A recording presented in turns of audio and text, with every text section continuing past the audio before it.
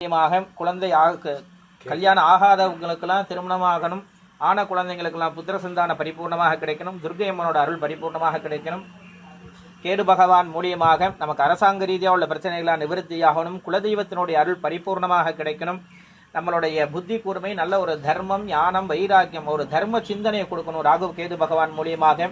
இதெல்லாம் எப்படின்னு பார்த்தீங்க அப்படின்னா, ஞாயிற்றுக்கிழமை அன்னைக்கு சாயங்காலம் 4:30 to 6 ராகு காலம். இந்த ராகு காலத்தில் தீபம் போடுறது ரொம்ப நல்லது ராகு பகவானுக்கு கேது பகவானுக்கும். அப்படி வர முடியாதவங்க வெள்ளிக்கிழமை 10 to 12 ராகு காலம்.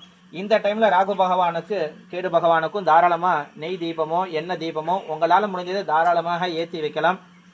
அதனால் உங்களால் எப்பப்பெல்லாம் முடியுமோ, ஒன்றா ஞாயிற்றுக்கிழமை இல்லைன்னா வெள்ளிக்கிழமை 10 to 12, வெள்ளிக்கிழமைனா 10 to 12 ராகு காலம், ஞாயிற்றுக்கிழமைன்னா 4:30 to 6 ராகு காலம் வந்தீங்க அப்படின்னா உங்களால் முடிஞ்சது ஒரு தீபம் நெய் தீபம் ஏற்றி வச்சு யார் யாருக்கு என்னென்ன ப்ராப்ளங்கள் இருக்கோ அதெல்லாம் நிவர்த்தி ஆகணும். ஆனால் அந்த அரசாங்க ரீதியாக இந்த வேலை ரீதியாக யாராவது தீபம் ஏற்றணும் அப்படின்னா கேது பகவானுக்கு ஏற்றலாமா அப்படின்னா அப்படி கிடையாது. ஞாயிற்றுக்கிழமை அன்னைக்கு காலத்தால் 6 to 7 வேலை வாய்ப்பு, ஏதாவது நம்ம ஏதாவது ஒரு வேலை வாய்ப்பாக போகிறோம், ஏதாவது அரசாங்க ரீதியாக உள்ள வேலைகள், ஏதாவது நமக்கு இன்னல்கள் வருது, நம்ம ரொம்ப நாளாக ஒரு அப்ளை பண்ணியிருக்கோம், எதுவுமே கிடைக்கல சிரமம் அப்படின்னா ஞாயிற்றுக்கிழமை அன்னைக்கு 6 to 7 சூரிய பகவானுக்கு சூரிய ஹோரையில் நம்ம தீபம் ஏற்றணும் அப்படின்னம்னா அந்த தொழில் ரீதியாக அந்த இருக்கக்கூடிய உபாதைகள் எல்லாம் நிவர்த்தி ஆகும்னு பிரார்த்தனை பண்ணிக்கிறோம். எல்லாரும் அப்படி நல்லா மனசார பிரார்த்தனை பண்ணி நல்லா வேண்டிக்கங்க. நவ கோள்களை வழிபட்டாலே நமக்கு எல்லா விதமான பலன்களும் கிடைக்கும்.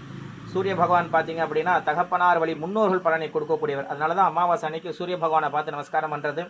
சந்திர பகவானை பார்த்தீங்க அப்படின்னா பௌர்ணமி தாயார் வழி முன்னோர்களை பலனை கொடுக்கக்கூடிய, அதனால தான் பௌர்ணமி எனக்கு சந்திர தரிசனம் பண்ணுறது.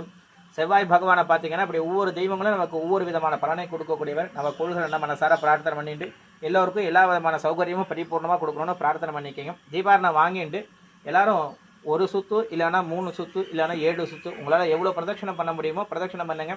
யாராவது நெய் தீபம் எண்ணெய் தீபம் ஏதாவது ஏற்றுறவங்க இப்போ தாராளமாக ஏற்றிக்கலாம். தீபாரணை பண்ணி விபூதி வாங்கிக்கோங்க.